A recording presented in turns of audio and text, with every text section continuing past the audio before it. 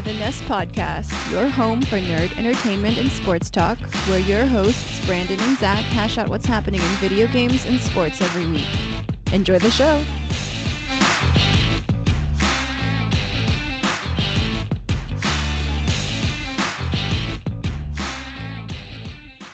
Hey guys, what's up and welcome to another episode of the Nest Podcast. This is episode number 60, the Autogram episode presented by Sportszilla. And I'm your host, Brandon. Joining me as always, my co-host, Zach and Justin. And fellas, it's been a wild, wild week in the NFL. There have been a lot of good games in week 4.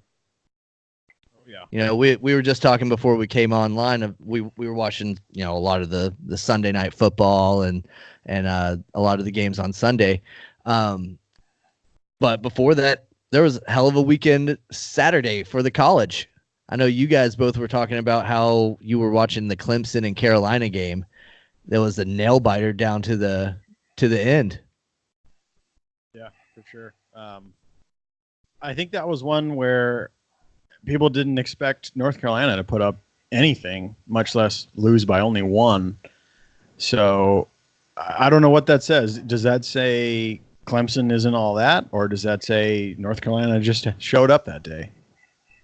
I can tell you, North Carolina has probably one of my favorite coaches of college football. We tried snagging him about 3 years back, and we were unable to. They're well coached, and I don't think North Carolina's that bad of a team. However, Clemson should at least beat them by a couple touchdowns or more. It shouldn't have been a 1-point game. I don't know. I think they just had a bad day. I'm not ready to write Clemson off yet, especially playing North Carolina. If it was like Tennessee losing to Georgia State, I might be talking differently, but North Carolina's well coached, and I think they just put up a fight. Right. Yeah, that makes sense. And even in victory, Clemson dropped in the rankings, right? Mm-hmm. Where were they? They were number 1 to begin with, right? Yeah, and I believe they're 3rd now. Okay, so they dropped all the way to 3rd. Do you think that's justified in a close game like this against an unranked opponent? Yeah, 100%. Yeah, I think it is justified. However, I think Ohio State being 2nd is just laughable. I've actually got their opponents pulled up here on my phone. I just want to go through these opponents real quick, and y'all tell me what y'all think if they deserve to be number 2. They play Miami, Ohio. Not Miami, Ohio. Unranked. FAU, Rutgers, Cincinnati, Indiana, Maryland, Northwestern, Michigan State, which will be a tough matchup. That's coming up this weekend. Wisconsin, Penn State, which will be a decent matchup. And then they got Nebraska and Michigan, which Michigan is garbage this year. So if you take a schedule from any SEC team, I don't care if it's Vanderbilt or Kentucky, anybody, and you put it up side by side the Ohio State schedule, it's not even comparable. And then you got Georgia behind them. You've got what's the other SEC school that's undefeated right now? LSU. You got LSU behind them. It's just, I don't understand that. Like, you might as well go ahead and give Ohio State a free trip to the playoffs. I don't get how that happened. Well, we've talked about before that it kind of seems like they always nudge Ohio State in there one way or another. I don't get it.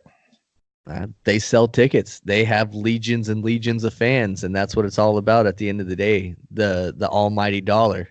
Yep. Yet they still don't want to pay these athletes for the most part. Yeah. I think for Ohio State, the Big Ten is all but just a worthless conference. I mean, Ohio State has 0 competition because Michigan is nothing anymore. And obviously all the rest of the schools minus Penn State, but even now Penn State isn't super great.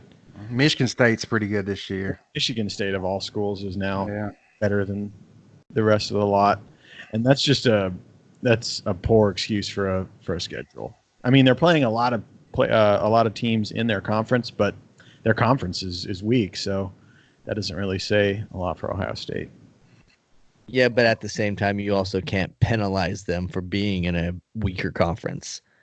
it's not their fault where they are. But they can schedule harder non-conference games. That's true. I'm not arguing that one bit. They could and should, but that's the same argument that we all say against Notre Dame. They should schedule tougher games because they have the flexibility to schedule whoever the fuck they want to schedule. Mm-hmm. But it is what it is. They're finally actually doing that. They played Georgia, which they lost. But yeah, Notre Dame's actually starting to put tougher games on the schedule. And the defense for Notre Dame is that they schedule their non-conference games or their schedule so far in advance that it a lot of times they'll schedule a team when they're good, but by the time it comes up that they play, they're no longer a contender. I think that was true with it was maybe Washington or Cal or somebody like that out west that was good when they scheduled them 5, 6, 7 years ago, but now they're not even a top 50 team, much less top 25. So there's that, but I still say fuck Notre Dame. Yeah, I think if they join the Big Ten, which is regionally their conference that they should be in, I think they'd get a little bit more credit. Because at least they're in an actual conference instead of doing whatever the fuck they want. That also makes Ohio State somewhat respectable, and these other teams too. Right. It just adds legitimacy throughout, and I think that's good. It makes it more comparable, just like Justin said, to the SEC, where you play better teams, conference and non-conference. I'm just going to give Tennessee as an example. We played Florida. Next, we got Alabama. Then we got give it due. LSU. Number 9, Florida. Number 1, Alabama. Then we got Georgia. 6, LSU. And then Georgia. Number 4, Georgia. Yeah, I mean, you mean that's comparable to playing Michigan State? Right. I mean, it's just it's frustrating. If Ohio State was in the SEC, they would lose 3 to 4 games every year. And with the schedule like, Tennessee, who's in the SEC East, that's believable. We play Alabama every year. That's our rival, our SEC West rival. Every team in the SEC East has that SEC West rival. For Florida, it's LSU. They play each other every year. It just works out that way. I don't know the matchups for everybody. It's like South Carolina and Mizzou or some shit. I don't know. But yeah, we got the short end of that stick. Well, when they made it, when they made it, Tennessee kicked Alabama's ass for like 17 years in a row or some shit. Because back in the 60s, 70s, whatever it was, Alabama sucked. Mm-hmm. And they were bad for a long time. But now they're kicking everybody's ass. So, yeah. You know what's funny is regardless of how bad we are, minus maybe 1 or 2 years, we always compete with Alabama to the end. It's the weirdest thing. Like we could go 0-4 and we play Alabama and we compete. And I don't know if it's because we've played each other so much or what it is, but I thought also Ole Miss was going to compete with Alabama this past weekend. I sent y'all that hot take message. And man, I checked the score because I was out. And yeah, I wasn't close. Alabama put it on them. Yeah, I hope you didn't share that hot take with too many people. That's why I just sent it to you guys. I got you. I had a couple hot takes for Sunday's games, and some of those blew up in my face. I did not expect the Patriots and Bills game to be so close. Yeah. I thought that would be more of a lopsided, especially after the end of the first quarter when it was 13-0, and then that was about all the Patriots did offensively, and the defense just had to step up the rest of the game. They ended up with 4 interceptions that game. That's stout. That's a number 1 defense right there. Yeah. Same way for me with the Saints Cowboys game. I thought that was going to be pure offense and just have like 17 touchdowns, but it was an insanely low scoring game. Right. It put a lot of people to sleep early on Sunday Night Football because, I mean, you go into halftime and you've got a handful of points. Not a lot of people are going to want to tune in for a second half. All right. Unless you have a rooting interest. The Saints are still winning without Drew Brees. That kind of kills me as an NFC South fan. Yeah, that that's one that I didn't see coming at all. At my pick'ems at work, I definitely had the Cowboys and didn't work out. Yep. My Falcons sucked again. Yeah. Since we lost Keanu Neal as our safety, we've just been eaten up with pass plays. And we came down and we scored on the first drive. We did what we normally do, but when we're letting teams put up, 5, 6 touchdowns a game, man, it's just we don't have a defense to stop that. Yeah, I thought about it since you've been bringing up the Julio update every week. Now he stopped getting in the end zone. But he got a record though. The fastest player to ever catch 11,000 yards. Well, that's cool. So even in a loss, he did something important. I mean, he's had 9 touchdowns in 7 games. Give the dude a break. Wow. And then set a record on the game he didn't have a touchdown. Should fat paycheck. He is earning it. Frank Gore set a milestone record too. 15,000 now plus whatever. 4th all time, I believe they said. Wow. That's pretty nuts. Does it feel like he's been playing since like the 70s? Like I feel like Frank Gore's been playing since before they had face masks. No, I feel like, my dad grew up watching Frank Gore play football. I don't understand what it is. And it's funny because nobody ever, he's not used to, he was talked about more, but he's behind the scenes, but he's always getting 100 yards or, he's always putting the numbers up, but nobody ever really talks about him until he broke the record. I mean, he's bounced around from team to team to team to team, and you lose track of guys like that. Yeah. But he's been consistent, and everyone talks about Tom Brady at 42 and Drew Brees at 40 and how these guys have been around for so long.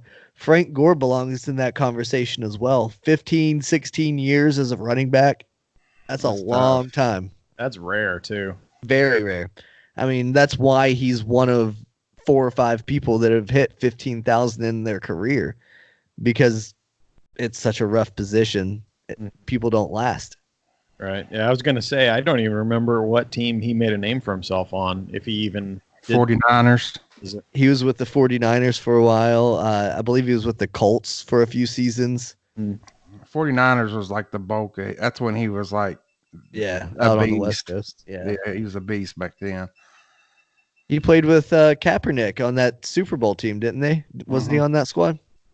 I think he was with the 49ers for 7, 8 years, over half his career. Yeah, and then he's just bounced around since. Yeah. So, but yeah, hell of a career. Definitely Hall of Famer. First ballot. Yeah. He should be at least. If not, they're smoking something. The Lions. What's up with them, man? They're good. When was the last time you thought that you would say the Lions are good? Calvin Johnson was on the team, that's for sure. Yeah, Calvin Johnson. Yeah. And even then, it was the Lions. Well, Calvin Johnson's good. Right. You always had to stop yourself and clarify. But this now, holy shit, the Lions have a legit football team. Yeah, Barry Sanders was the last time they were actually legitimately playoff contenders. And that's been the 80s or early 90s? Yeah, I remember him on Madden 2000, so that was probably the end of his career. Yeah, he was sick on that game too. Yeah. But even losing to the Chiefs, the Lions are the most impressive team of the week, in my opinion. Yeah, it was a last second play. They scored 15 seconds left. They had them beat, just like Denver. Denver had the Jags beat. Yeah, they don't have no really standouts. The Lions don't. It's just they got a bunch of mediocre players. But I'll give you one thing: Matt Stafford is dude. He's an Iron Man. He's tough as shit. Yeah, he's very underrated. He's been questionable since 2 years ago, and he hasn't missed a game yet his whole career. He takes a beating too. He hasn't had a good offensive line for his entire career. I remember, I think it was 2 or 3 years ago, he threw his shoulder out and he came off the field with his shoulder hanging, and they had one more play left at the 5, and he ran back in and he threw the touchdown, and his arm was about dragging the ground. And I had respect for him then. But then I got him on my team, one of my fantasy teams. Like I said, he's been questionable. He was doubtful earlier, and then of course he plays. They said I think I forgot how many starts consecutive he's got, but he might have missed one game early in his career, but he's never missed, and that is unbelievable to me. Like you said, he's got nobody protecting him. Nope. And I mean, what do you really have to play for when you are the longtime quarterback of the Detroit Lions? Pride. I mean, that's it. You play because you love the game, and you suit up like when you're a guy like that because you love the game that much. And it's cool to see that they finally have a little bit of something going on. I always got excited when the Chargers made a little run too, because of guys like Phillip Rivers who have just stuck it out in a shithole team. Mm-hmm.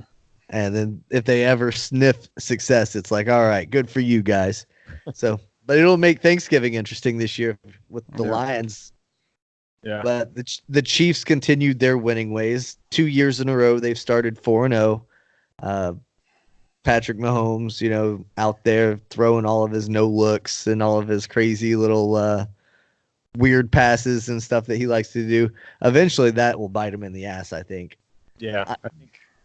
I'm starting to get on the I don't like Patrick Mahomes bus, just because he's so talked about and so overhyped. And Right. he's in the commercial with Aaron Rodgers now, and they're trying to make him the poster child. This is the next big thing, and I don't like whenever they try to shove stuff like this, like, and force it on us. Yeah. Kind of like why I hate Tom Brady. Which they don't really do that with Tom Brady. No, they just show him kissing his kids on the mouth and shit. That's like TMZ shit. TMZ does that. The NFL doesn't force him on us. He's not forced into commercials. He's not the Allstate commercial guy. He's not on all of the Domino's pizza stuff or the Papa John's pizza or whatever. He plays football. He don't need that money. He plays football. That, and I think whoever it is, Goodell or whoever, they don't advertise Tom at all, just because whatever issue they've got. They haven't pushed the Tom Brady, hype or whatever in a long time. Yeah. So if that's your justification for hating Tom Brady, that ship sailed years ago, buddy. You need to jump on the hate. You need to jump on the hate of the Aaron Rodgers and the Patrick Mahomes. I hate him because he's good. I've always hated the Patriots, but he's good. He's one of the best. I'll admit that, but I think that's why I hate him so much. And that's fair. I can respect that more than, I hate it because they force him on it and he's everywhere. Because that's not true. I hate him. I still hate him. He is very quiet and behind the scenes, off the field. I'll nut tap him if I see him in person. I would actually pay to see that. That would be pretty funny. That's for sure. You would come back with a broken hand because you're tapping on golden balls. Probably. Hey, let me ask y'all this. I got Austin, I picked up Austin Eckler in multiple leagues. And when you said, Gordon's back, you're going to lose out on that. I had a feeling I still started him in all my leagues, which I know this was the first week, so Gordon's not really been put into the playbook. But dude, how can you bench Eckler based on what he's done? It's a tough decision for real, but the only reason I would say that you would, or only reason that you would bench him, is if you had other guys to supplement, because now at least he's going to be a platooned back. He's going to get a lot of his touches taken away because of Melvin Gordon. So he's not going to produce as much. So take whatever he's been producing and cut that in probably 2/5. I'm not even going to say a half. 2/5. But if I'm even 40%. If I'm like a 40%, still getting me like 14 points a game. I'm happy with that. But if I'm the coach of the Chargers, I don't know if I could bench or put Eckler behind Gordon right now. He's just too hot, man. And, maybe he won't. And maybe that'll be, their fuck you to Melvin Gordon. The team's fuck you back, hey, you set out. You set out on a quarter of the season. You don't get to come in now. Mm-hmm. I don't know. Gordon will be like, hell yeah, I'm getting paid and I get to sit down. Right? I mean, that's exactly what he wanted anyway. But I don't know, man. Is that going to be a locker room issue for the Chargers going forward? It They might got be. to they got to trade Eckler if they're gonna keep Gordon running the full thing, man. You got to give. Man, I took him as a flyer, and because nobody really knew what he was going to do this year. I took him in 2 of the 3 leagues as a flyer, man, and I've watched him play, and he can catch, he can run, he can block. I mean, the kid is incredible. I just don't see him being a backup. I mean, I definitely don't think you should straight release him from fantasy or whatever, but I don't know. I don't think he belongs in your RB1 position. He'll definitely move down to my flex probably. Yeah. And if he's going against a good run defense, then I probably wouldn't start him at all, just because it's going to be Melvin Gordon's game unless, like you said, the coach doesn't feel like playing him. So, he got me 20, I think 25 this week. I've got to start him until he don't produce. You know what I mean? Until he shows me he's not going to produce. Yeah, play your way off the lineup. Yeah, I can't put him in the bench, then him bust out a 35-point game or something crazy. Then I'll just hate myself. So, all right. See what happens. That's like how Zach's rolling with Gardner Minshew. You got to. I mean, Minshew's balling right now. Very well for me. 17, 16 points consistently. I have zero problems with that guy. That's more points than Dak got me. I only got like 7 from that motherfucker. So that Saints game last night completely destroyed me this week. I'm depending on James Conner now to go and ball out and get like 30 points. He hasn't done shit all year, so I'm not really expecting it, but it's against the Bengals, so there's that. So how did you do this week, Zach? I did good. I'm up 20 or 30 points, give or take. We both have one player playing tonight. I have Juju, and he has some unknown Bengals wide receiver. So I've basically got it in the bag, minus some crazy breakout game for this guy. That'll make you 2-2. 3-2. Let me look. Let's be 3-1 or whatever. Yeah. I'm about to be 3-1. I'm losing right now by 1.5 points, but I have Steelers defense, and that guy has nothing. So as long as the defense don't get negative points, I should walk away with a win. Fucking Rams. If I win tonight, I'll be 3-1. I'm 3-1 too. Where are you at, Brandon? 1-3 if I don't ball out tonight. Zach, the tides have turned. Yeah, they sure have. Wow. I feel like you guys brought this up for a fucking reason. I did. And I got hit with the injury bug this year, at least for Drew Brees. Yeah, you have. But like I mentioned, Minshew stepped in and has supplemented that beautifully. You couldn't ask for anything better from a waiver wire pickup on quarterback. No, yeah. I saw how he did his first game, and I was like, hey, I ain't got nothing to lose. I'll scoop him up. And I released some no-name running back or whatever, and here we are. That's what you got to do sometimes. Yeah, and it's all just how it plays out. Fantasy is an interesting thing because you never know what could happen. And this week, he started out pretty slow up until halftime. He didn't really produce anything for the fantasy side or in the real side because it was like 20-3 at one point in that game. And then the second half came and he came out there and did his thing. There was one play where he like danced around in the pocket and eluded like 5 tackles and then just chucked the ball to the end zone and it was caught for a touchdown. And it's like, holy fuck, where did this guy come from? Who is this guy? And but it, they ended up coming back and they took the lead 23-20. And who was it they were playing? Fucking the Broncos. They took the ball down the field and scored a touchdown pretty quickly. And it was like, fuck. After all that comeback, they're just gonna come and score a touchdown and say fuck you. But then the Jags turn around and in like 50 seconds or whatever it is, they drive the length of the field, kick a 50-yard field goal into the wind.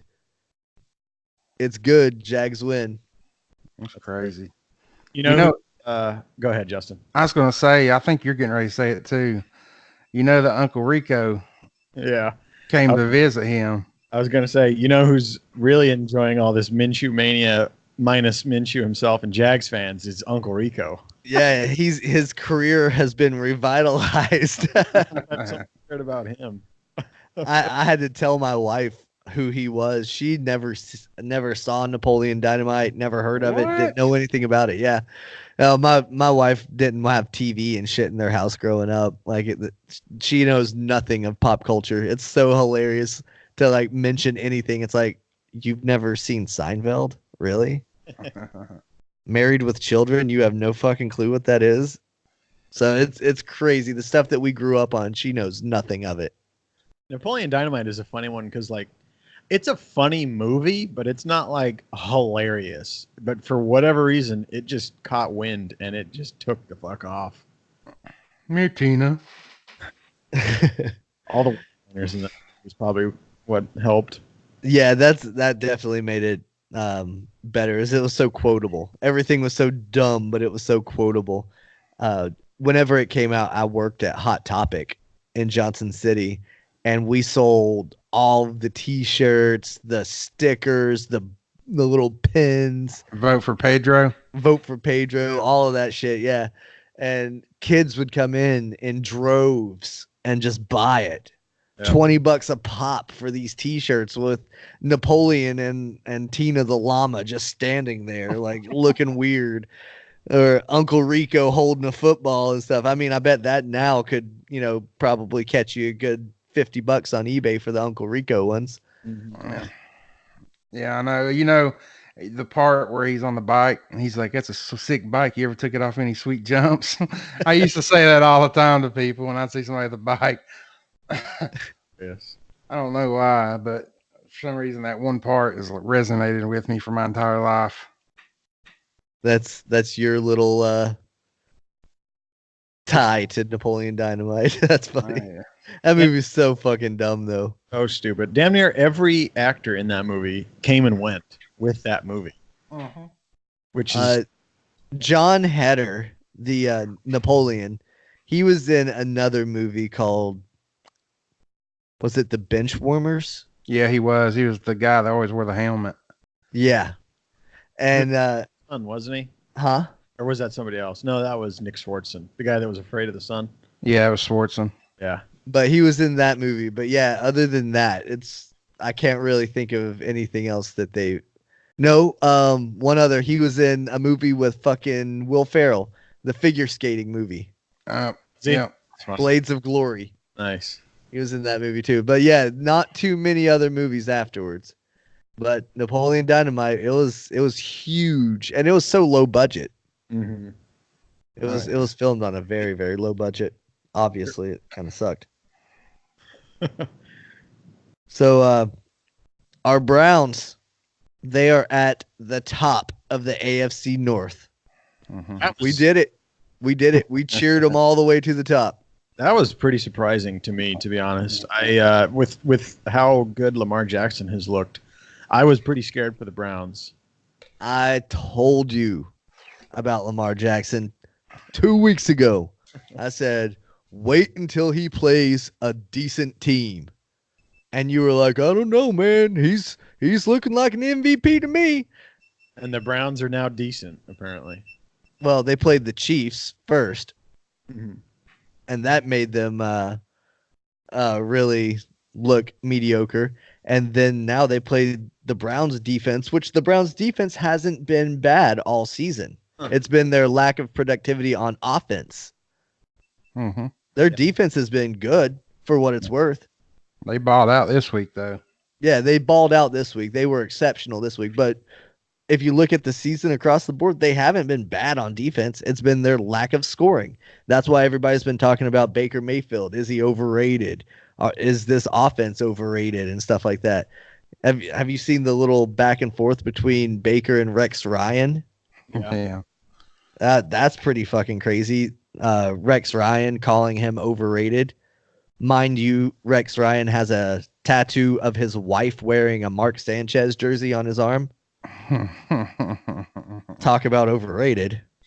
Did you watch that game? The Browns game? No, I didn't. What they did differently, I watched. We went out to eat after a basketball tournament, and they basically had TVs everywhere with all the games. Yep. So I was watching it, and what they did is they ran a lot of short intermediate plays. So they were basically getting the ball out of Baker's hands quick on every play, and it just worked. He wasn't running for his life. He wasn't having to make crazy. It was just simple, like basically high school plays is what they were running, and they were working. It's almost like we talked about this last week on our podcast. And it happened. It worked. I mean, wow. The Browns, the official bandwagon podcast of the Cleveland Browns, and something we say happens to turn the entire fucking season around. Yes. That's why Nick Chubb ran off for a 90-yard touchdown. They kept throwing little slants and little running back passes. And basically, it opened Nick Chubb up to run 90 yards down the right side of the field. He was a huge part of their win. I think 3 touchdowns from him. They finally were able to utilize him to his potential. Yeah, they went back to the basics. They finally used him. Mm-hmm. Is what happened. They finally gave him a chance instead of just letting Mayfield run around like a crazy ass. Mm-hmm.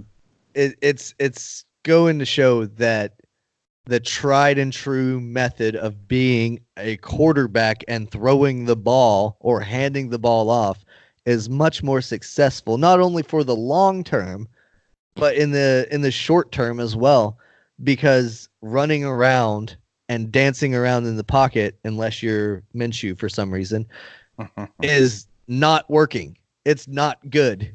That's why the holding calls are up. We talked about that last week. That's why Baker has not been so productive, is because he tries too hard to create something out of nothing, and then he ends up fucking himself by doing that. That's what a lot of these young mobile guys do, is they try to do too much. That's why I say that no look shit that Patrick Mahomes pulls off, that'll bite him in the ass one of these days. Oh yeah, I agree. It'll cost him a pick 6, and then he'll finally, get an ass chewing on the sidelines for doing that, circusy shit. If Andy Reid has a fucking spine. Yeah, I can't remember what show, like pre-game show it was or whatever, but they were talking to him about his no-look stuff and how he had tried it in college, and apparently he's been toying with the idea of doing a behind the back pass. Oh hell no! So see, and what's bad about that is somebody like Patrick Mahomes, who is an MVP in the National Football League. He is now a star, a face of the National Football League. When he's doing stuff like that, you know who else is doing stuff like that? They're all the kids. 8-year-olds at practice, 12-year-olds in a game, and they're not completing these passes. It's bouncing off their linemen for a fumble and costing them a game. Well, if they have good coaches, then they'll know better, or they'll just do it once. That's what I was going to say. If when I coached football those years, even if I only had one kid that could throw the ball, the first time he went behind his back, his ass is on the bench. Yep, I don't care agree. How good he is. We're running Wildcat from now on. Oh yeah, I'll take a knee the rest of the game just to prove a point. Before we get off football, and I know we skipped all the way to NFL, but something kind of large happened today, actually, in the college football world and college sports in general. California passed a bill that will take effect in, I believe, 2023, that will allow collegiate players to be paid for their likeness and their name, and to get sponsorships, basically. So I'd say that's a pretty huge step in the direction that we've all been talking about in finally paying college athletes. Now, if they do that, then like the rest of the NCAA would have to as well. If not, then you're going to have teams like Cal and USC and all these teams freaking stacked to the gills with players, and everybody else will suck because they won't have. Not necessarily. I think Why? 100%. Why would the NCAA have to change? Well, They would those California schools would no longer be NCAA affiliated. Well, if that was the case, then Now- yeah. But Now if you they're- have the California Collegiate League and the NCAA, two separate entities. So you think the NCAA is going to drop the California teams? If they don't want the use player likenesses, yeah. So that hurts kids more, in my opinion, because it takes the prestige away from a UCLA. It takes the prestige away from San Diego Aztecs. A lot of those Cal State, a lot of those teams out in California that are well known or whatever. I think it eliminates them completely from any kind of March Madness, any kind of whatever we care about for college basketball. I mean, it would have to be one of the two. You couldn't let it be. It either have to be everybody's on board, or like you said, they just split. But like that video you sent us with LeBron, and what he's saying, that if he went to Ohio State, everybody would be rocking a number 23 jersey, and who that is, but he wouldn't have got nothing of it, which really kind of set home to me. I never thought of it that way. So basically, they're using his likeness anyway, even though it don't have his name, because if you got on a 23 jersey from Ohio State, you would know that that's LeBron James. Yep. I agree with that to an extent. Our kids buying Duke 1 jerseys because they think it's Zion, or because they've always sold Duke number 1 jerseys at Walmart. I think it's Zion. I mean, but you get my point though. Like, how many Tennessee number 1 jerseys and shirts have you seen at your local Walmart stores? Yeah, but that's just the number 1. But I'm sure that since Zion played, I'm sure those number 1 jerseys have like the sales have skyrocketed. Yeah, and that might be true. But how long do you think it'll last? For probably it'll dry out by now until the next NCAA player comes along with the number 1, and then it's like, oh well, we don't care about this scrub. Yeah. So I agree with that point, but at the same time, it's not like Ohio State would have retired LeBron James' number after 1 year of playing for their college. Right. They would have made a buttload of money for one or 2 years or whatever off of his number. So for him to think that it's like, oh, people would still be buying the 23 Ohio State jersey, and people would be, oh yeah, that's for LeBron. That's pretty egotistical, in my opinion. I don't think he said that, though. I think he just said that they would have bought his jersey. I don't think he said they'd still be buying them. And he did say that he'd be on the cover of the NCAA basketball game, and that's 100% true. That is true. That he would sell out the stadium every week, which would probably be true. And him I'm assuming he was a relatively poor kid in college. I don't know. But for him to be a college student and an organization that he is a part of to make millions off of him, and he doesn't make a fucking dime, is the real point of contention. Like, that's the problem. I don't really care who makes what money. It's just, if a kid is the reason for all the money making, he should get a cut of it. No, I do agree with that. Or find a way to better spend the funds on something that everybody can see, like build something like a donation, or like have some kind of fund set up basically on when you're making money off of these kids. I mean, of course you're going to have to spend money on your facilities, all that junk too. But like right now, we don't have a damn clue where NCAA spends their money. They're making billions, and I know they got nice stadiums and shit, but where's the rest of that money really going? I have no clue.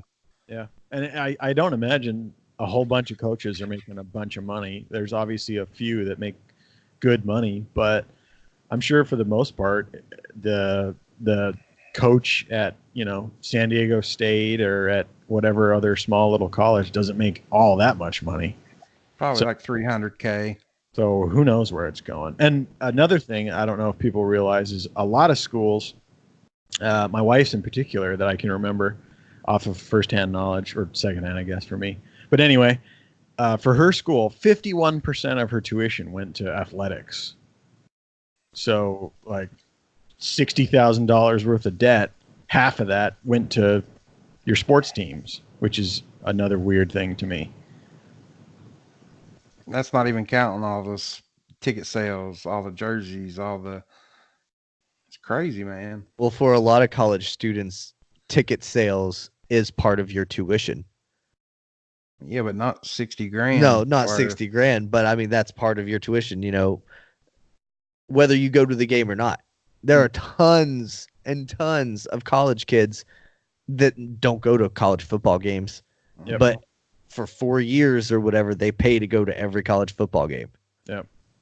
That's pretty fucked up. Oh, and by the way, you're paying to go to the college baseball games, the college basketball games, the college rugby games, the volleyball games. You've got tickets to all of these. Yep. Included in your tuition. Yep. Golf, tennis, everything that doesn't make a fucking dime. And yet they have to eat cafeteria food that sucks ass and can't go get a cheeseburger from McDonald's. Oh yeah, by the way, that's extra. You have to pay for a meal plan. Yeah. Yeah, the whole collegiate system is weird. And I think this, like Brandon said, either this is going to shake it up in one way or another. Either NCAA is going to get scared and cut ties, or maybe more states are going to catch on and say, we want to do this too, Well, the thing is more states are going to jump on. It's going to be just like the weed thing. When one state passes it, the next state will, then the next state, and the next state. The question is, will they get enough by 2023 to get a majority so that everybody has to? Because that's what would force NCAA's hand to make it across the board, is if half of the country, or at least all of the big cities and big states are on board with this. That's what's going to make NCAA switch. But if they have that by 2023, then I could see it. But it's going to be tough because if and then you've got to factor in the whole. Okay, now these kids can get paid for their likeness and stuff like that. Does that stop them from getting agents now? Are they able to get an agent and still be a college athlete? You'd have to have an agent if you're getting sponsorships and shit. Because, well, I mean, getting paid for your likeness is different from having a sponsorship. Well, it's all in that California bill. Okay, they did the sponsorships. So okay, you can get endorsements and you can get paid for your name. Okay, so yeah, so now college kids are going to have to be okay to work with agents. You're going to have to put somebody in place to vet these agents to make sure that anybody isn't coming up to these poor college kids and saying, "Oh yeah, I'm a sports agent. Let me take you under my wing," and then they end up, fucking them over somehow. So that's somewhere else that people are going to have a layer of protection and security. What else is going to have to change? Oh yeah, are you going to pay, such and such player from this small division, even a small Division I, say a kid that goes to Davidson that plays on their football team? We only know Davidson because of their basketball team, right? Mm-hmm. So a kid that plays on their football team, are you going to give that kid the same amount that Trevor Lawrence gets for playing for Clemson? Well, the thing about the California deal is it's not up to the school to pay the athletes. It allows the athlete to pursue monetization through his likeness. So it's not necessarily the school's problem, if you will. Okay, so they pass it on to like EA Sports, who's going to be using these players' likeness. Yep. More people are going to play Clemson than are going to play Davidson's football team. So more people are going to see Trevor Lawrence's likeness. Does he get paid more? 100%. If Oakley or whoever wants to pay Trevor Lawrence to wear some sunglasses in a advertisement, then he can do that. If no one knows who you are, then you're probably not going to get any. But what I'm saying is, like, you're both just used in a game to where you could both, you're not used any extra like slides or anything like that. It's just in the game. Mm-hmm. Does Trevor Lawrence get paid more than a quarterback from some other Georgia Southern? I guess that's all up to whatever kind of contract that the players would sign to be in an NCAA game, I guess. Because my concern isn't for the guys like the Trevor Lawrence, the guys that play on Alabama, or the Jalen Hurts that are setting the world on fire. My concern is for the little guy. Right. I want to make sure that they get the fair end of the deal as well. Because these are the guys that aren't going to go on to the NFL and make millions. These are the guys that are putting themselves through college by playing a sport. Their scholarship is their payment, if you will.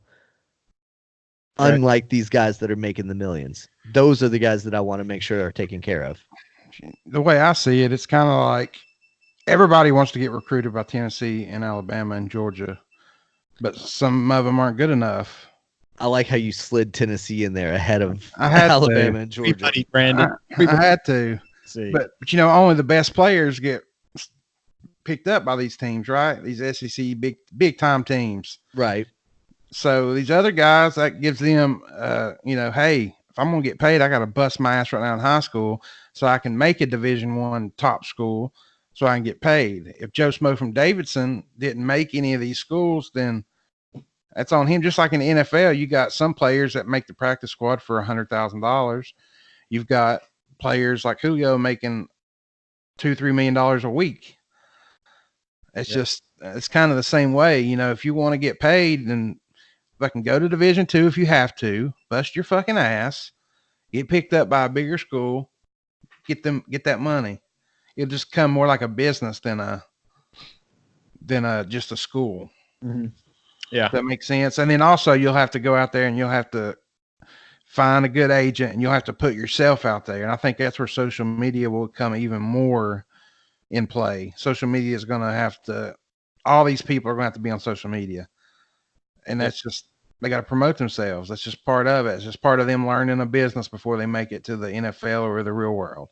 Yeah. And I think it does open the door for a lot of shady shit to go on. Oh, it will, yeah. 18-year-old phenom, and people are, offering him the world, and he signs some fucked up contract. I mean, at the end of the day, he's an adult, but we all know at 18, you're pretty fucking stupid. So, life lesson. That's a tough one to learn whenever you've got millions on the line. Yeah, it is. Hey, let's put it this way.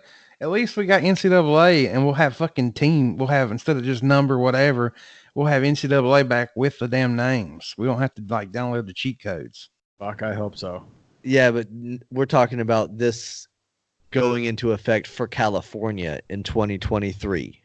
Don't break my heart. We're gonna get NCAA back by 2023. We might be on the PlayStation 6 by the time NCAA football is back. I don't care if I'm 70. I'm still buying that shit. Better than never. Uh-huh.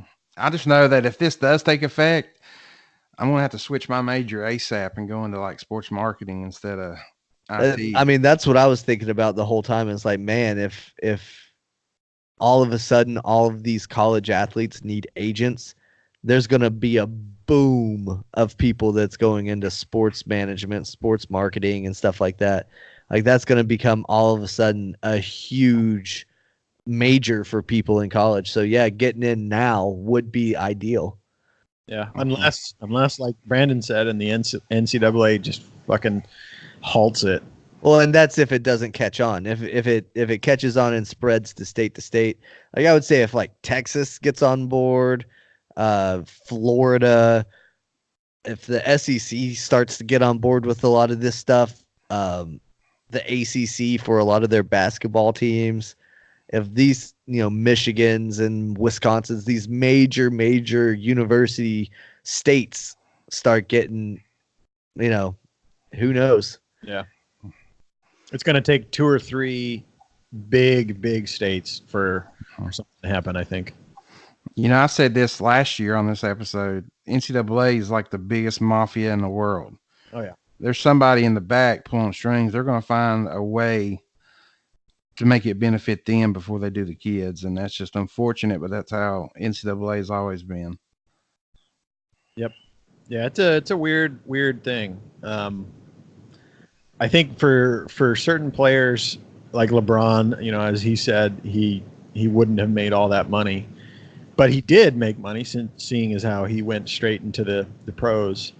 I wonder, and I don't think the NCAA would ever go for this, but I wonder if that were the case for all sports, how many people would skip college, even in football.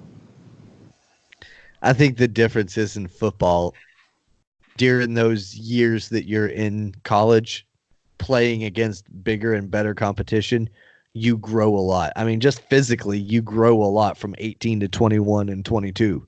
Yeah. I couldn't imagine an 18-year-old showing up, to play for any NFL team. He'd They have get to swallowed. freak. Yeah, you would have to be a freak of nature type kid, and very few people are NFL big freak of natures. You know what I'm saying? Yeah, even collegiate stars. We've seen, how many collegiate stars have you seen that fail in the NFL? Right. Basketball is a little bit more spread out because you could be 5'5" if you've got speed and handles and got a quick jump shot and can, dropping dimes on people and stuff. You can be short as long as you've got the other skills. Baseball, you can be small as long as you've got those other skills. Football, you kind of have to be big. There's no way around it. Yep, that makes sense. Yeah, but all in all, I'd say it was a pretty good weekend. A lot of 0-3 or a lot of 3-0 teams lost. So I think the undefeateds are now down to 3 teams in the NFL, if I'm not mistaken. Patriots, Chiefs. Patriots, Chiefs, and the lucky as fuck 49ers that had a bye week this week. That's right. Yep. So they're still sitting at 3-0, but which, holy shit, the 49ers are 3-0. That's crazy. So sounds like a mistake, like you're saying something wrong. Like I should check that.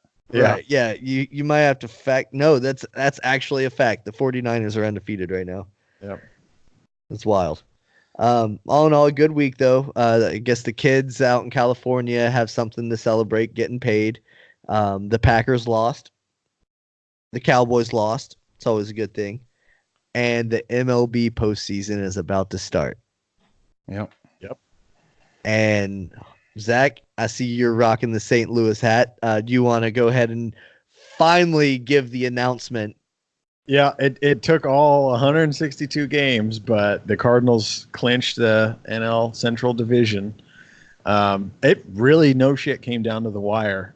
Saturday, Cubs beat us, but the Rockies beat the Brewers, so that kind of kept it even. Thanks to a walk-off homer by Trevor Story. Oh, God. As soon as the Cardinals game ended that night, I flipped on the Rockies game, and 3-4 minutes later, Trevor Story sent it. And I was like, thank fucking God. And then Sunday, torched the Cubs 8 or 9. They had 9-0, I believe. And that was it. They were popping champagne. Was it at home? Yes. Was it a home game? Good. So you got to pop champagne at Busch Stadium. Got to celebrate in front of the home crowd. Yep. Now the big question remains: are you going to go to any of the playoff games? Man, if I get the chance, I for sure will. But we'll see how that goes. I'm sure tickets are going to be cheap. No, but I wouldn't peg St. Louis as a huge baseball rabid fan base, so maybe Be wrong, sir. I might be. Yeah. For the past, I could pull it up, but for the past good while, the Busch Stadium has averaged 40,000 fans at every game. Yeah, it's a small market game, but it's like a big small market, if you will. I don't know how to describe. Yeah. Well, good for them, and I guess with maybe losing the Rams, they were like, well, fuck, we're not losing the Cards too. Yeah, St. Louis is a baseball town. Okay. The Blues have obviously won the Stanley Cup, but before that, they've been atrocious for years. So I was going off of the assumption that attendance is down around baseball. I think they said that it dropped 1.7% from last year's attendance overall. Oh wow! Still like 66 million people or some crazy number attended baseball games this year, but it dropped. And it's been steadily dropping since 2007. Right.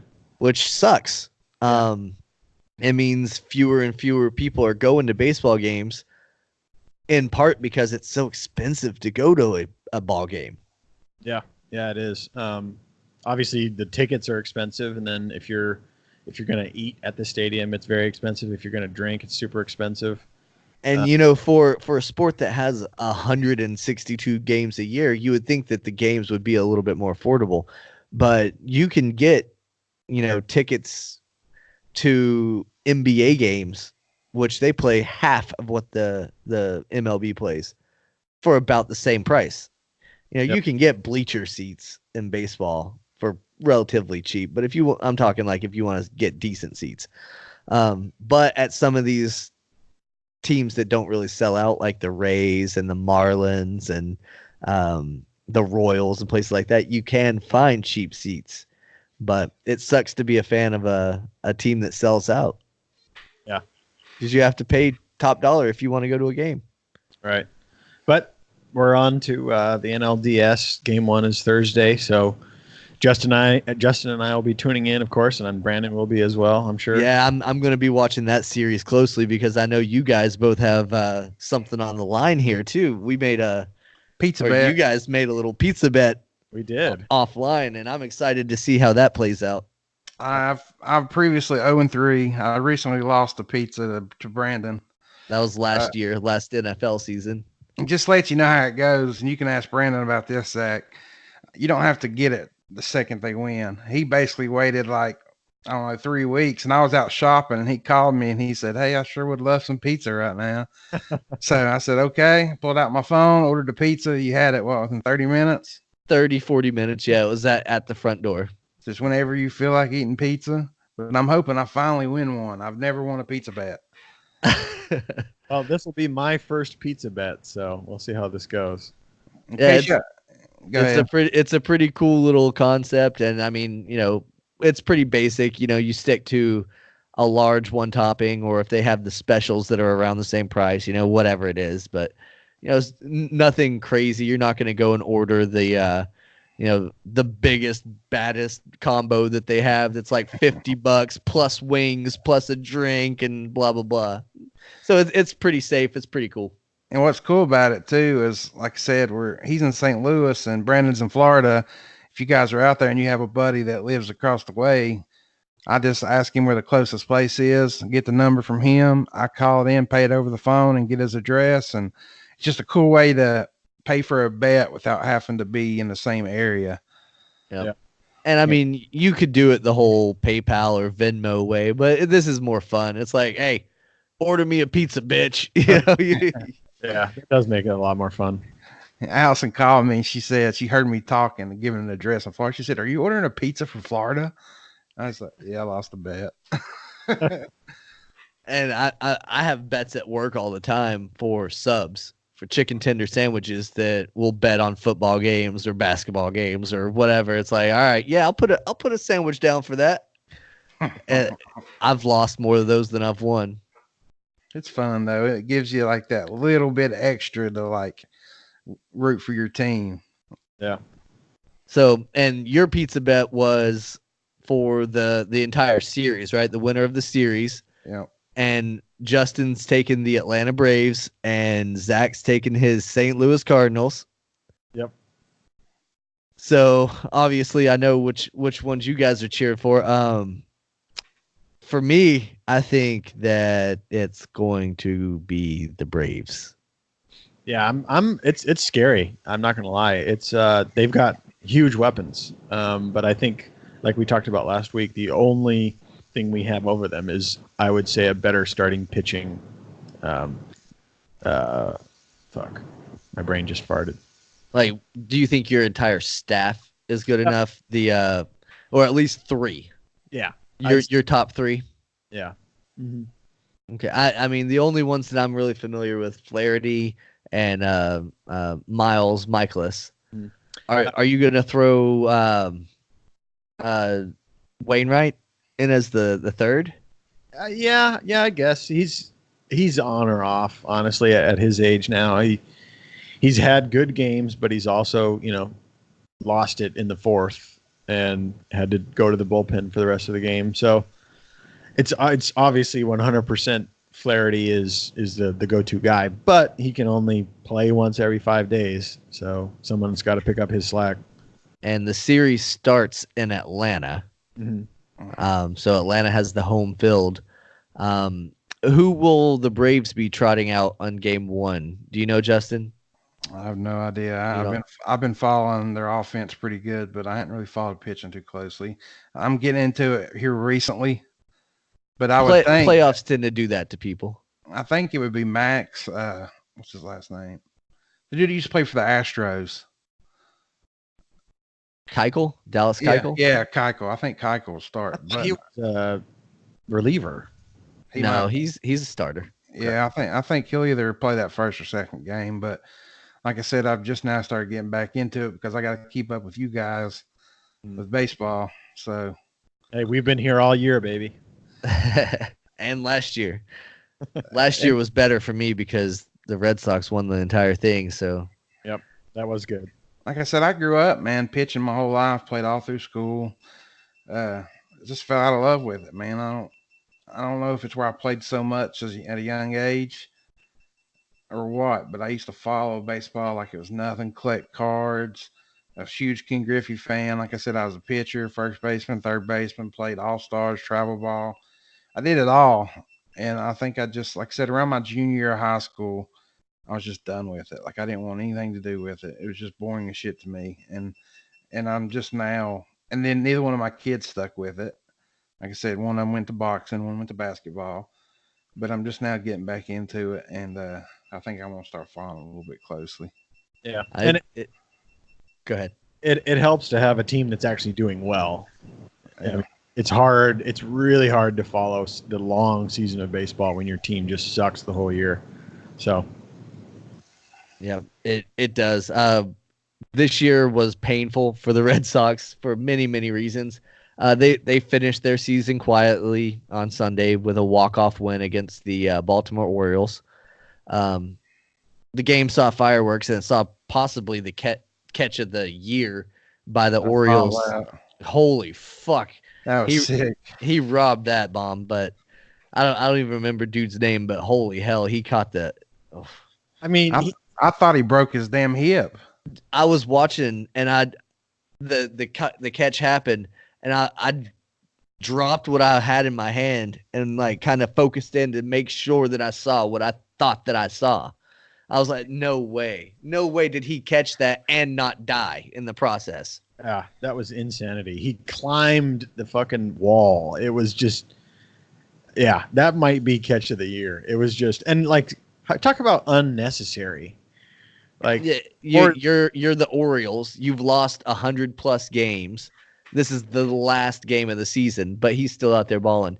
You know why I don't know his name is because he was one of those September call-ups that just happens to be out there playing baseball, and he's trying to make a name for himself. He's out there trying to bust ass and move up to that next level, like Justin was talking about. He's busting ass. He's on the grind trying to come on his come up. Mm-hmm. Yeah, he's trying to get the spot on the spring training team. So that makes a lot more sense now that you mention that. Is he's a call-up and he wants a spot, so he's trying to prove, hey, I can fucking play baseball. So good on him. That'll be showed for the next 6 months through Sports Center on top 10s or whatever they have. That'll be showed forever. His name will be synonymous coming next year. Yeah, it'll be one of the best plays of the MLB season and stuff like that. And since it's at the end, it leaves a lasting impression. Mm-hmm. But we talked about the NLDS on Thursday. Before all that, we have the wild card, and the starts Tuesday with the Brewers and the Nationals in Washington.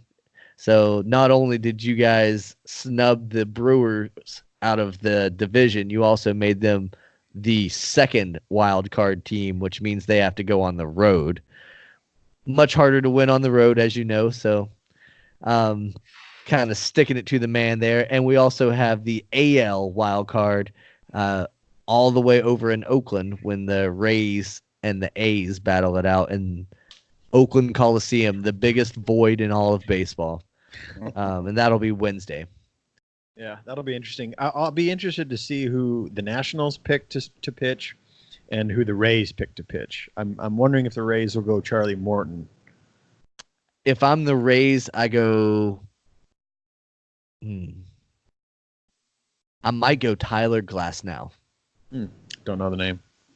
He was acquired in a trade, in the Chris Archer trade, from the Pirates, and dude has been pretty money all year. If you pull up his stats, he's been probably their best pitcher all year. Oh wow. And for the Nationals, if you don't go with Scherzer, I don't know who else you would go with. Yeah, he's basically their only. They've got Strasburg too, right? But he hasn't been as good. That if Scherzer's available in the rotation, which I'm sure they planned it so that he could be, he's got to be your man. Yeah, especially if it's a win and go home, you gotta go with your big dog. Yep. So Glasnow, his ERA for the season is 1.78. God damn. I told you he's been all right. Yeah. 60 innings pitched. That's not big. That's not a lot of innings, but anyway, yeah, that's good. he's been money. How many strikeouts in those 60 innings? If you still got it up on the first page. I'd have to dig for it. All right, no worries. And on Friday, we have ALDS matchups of Twins and Yankees, and the winner of the Rays and A's versus the Astros. So that'll kick off the weekend with the ALDS, and the NLDS will all start on Thursday. So we got a lot of baseball going into next weekend. We might have to come up with a second show per week to cover baseball in one and football in the other, because it's going to be crazy for a couple weeks at least, especially the early rounds of the playoffs, because so many teams are still in it. Mm-hmm. Yeah, it'll be fun. I'm excited. October is one of the best months of the year. They used to have commercials back in the day with Dane Cook in it, and they would just repeat that there's only one. And then they would have something that there's only one of. There's only one. Again, something there's only one of. There's only one October. And it was for the baseball playoffs. I loved those commercials. So I used to always say, there's only one October. Around the horn in baseball, though, non-playoff, non-postseason related, Joe Madden is out as the Cubs manager. Yeah, that's been speculated for a couple weeks now. Mm-hmm. I mean, we kind of talked about it before that Theo is out as the Cubs, and they're looking at replacing the entire leadership. Joe Madden was the next head to get the axe. So I think he'll go somewhere and be a manager. Some other team will fire their manager. I think Bruce Bochy, didn't he just get released out in the West Coast from the Giants? So maybe Madden makes his way out west, but I don't know. It's a big shock, though. They got the leadership that won the World Series in 2016 is now gone. So yeah, strange. And this is the only year in his tenure at the Cubs that he didn't make the postseason. So it's not like he's been shitty. Right. He's been a winning coach since getting there, except for this year. Something else happening around the league with the Mets. Polar Bear Pete Alonso broke the home run record that was previously set by Aaron Judge 2 years ago. He now has 53 home runs. Before Aaron Judge did it in 17, the last time that it had happened was 1987 when a guy named Mark McGwire hit 49. Huh. So it's been several years since it was broken before the Judge thing, and now it's been broken in 2 years. Crazy. Seems like these kids are getting stronger. Man, I don't think it's the ball. These kids are, like I said, I see them all the time. They're getting so much bigger, so much stronger than we were growing up. Technology, I see that getting broke every few years going forward. Yeah. Until it gets to a certain point where it just can't be broke. But man, kids just, like, we got this thing called the Vertimax, right? It's basically a bungee system that you put on your waist, and you're on a board, and Marley jumps on it, and she can barely leave the ground, right? Because it's holding her down to the ground. But when she gets off of it, she can jump like it's crazy. Like, I'm telling 10 times what she normally can jump. That shit we didn't have back in the days, man. They got so much technology and training, man. That Mark McGwire 49, held way longer than I thought it would, if that makes sense. All right.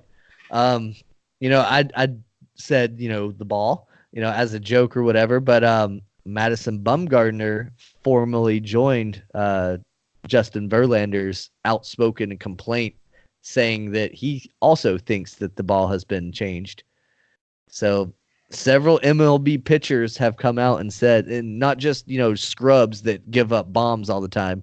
We're talking Justin Verlander's on the Astros. He's playing in the playoffs and is the ace of that staff. We're talking Madison Bumgarner, perennial all-star, put up big numbers for his entire career. Full World Series. Yeah, a couple World Series. These guys aren't your scrubs that are saying this. These are when stars around the league speak, you should take notice, kind of thing, Yep. I've said it before where I think it's a mix of both. I think we've proven on this show that the ball is different from 20 years ago. And kids nowadays, like Justin said, they're way stronger, and they're all swinging for the fences. It's all that uppercut swing that a lot of the kids have adopted. I mean, look at any player under the age of 25 that's noteworthy. They swing like that. So it's just how baseball is played now.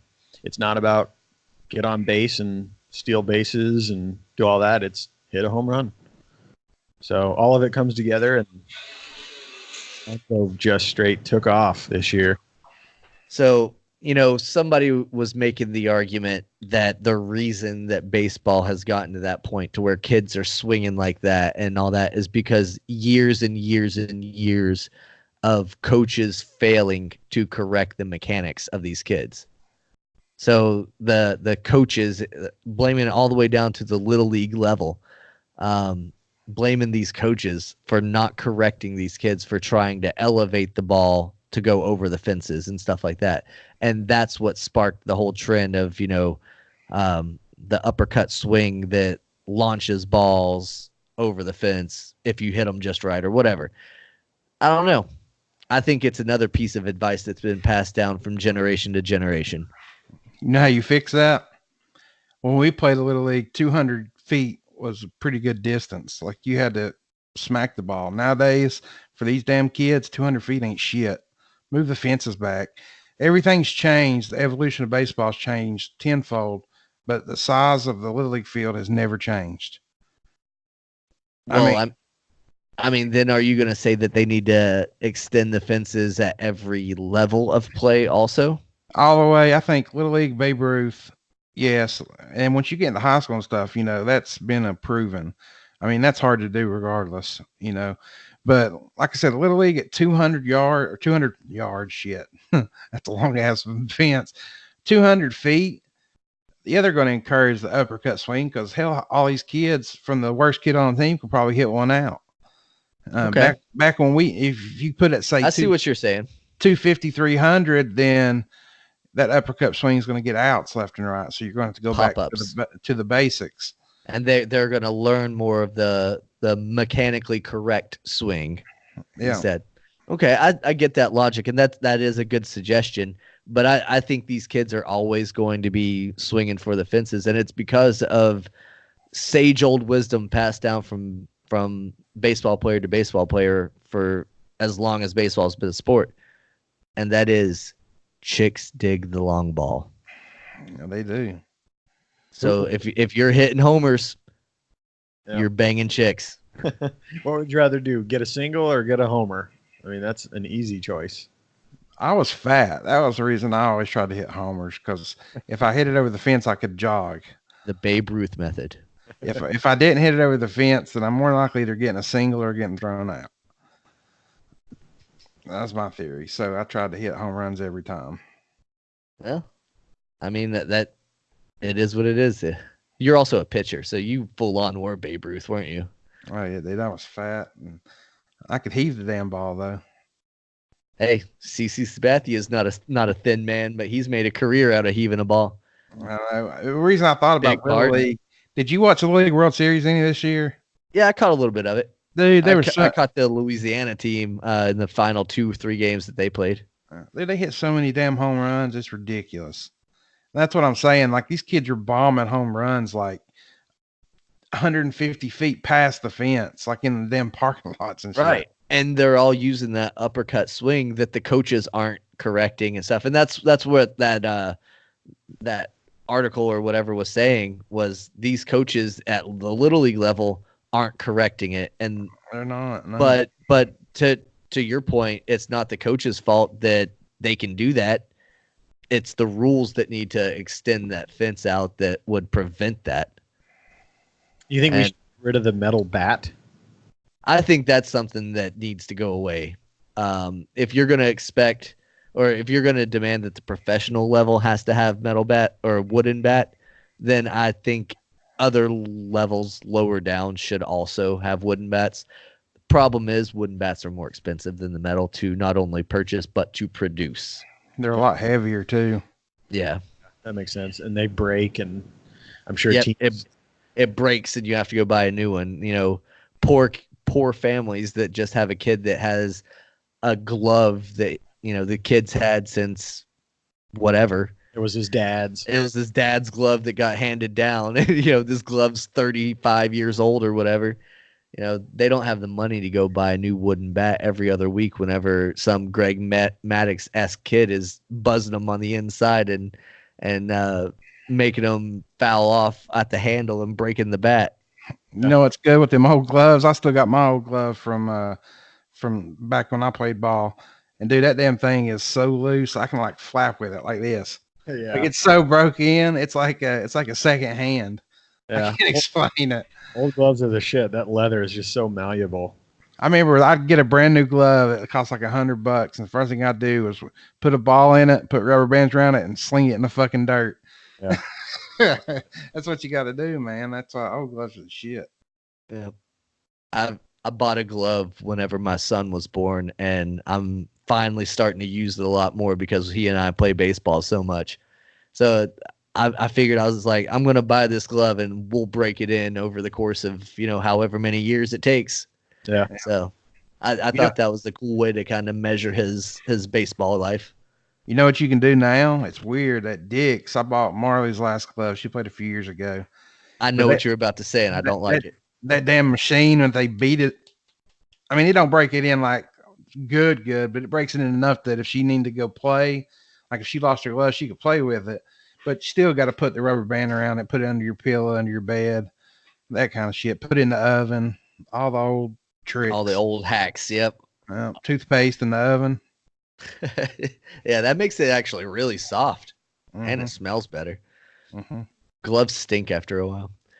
Anyway, I'm out of shit to talk about, guys. You guys got anything else? I'm good. All right. Thank you guys for listening. Thanks for the download. Tune back in next week where we'll be talking about more football and shenanigans. Zach and I may have to come back and do some baseball recap sooner rather than later. But that's another thing. We'll keep you posted. Yeah. Peace. Stay connected with Brandon and Zach on Facebook and Instagram at The Nest Podcast. And tune in next week for a brand new episode. And thanks for listening.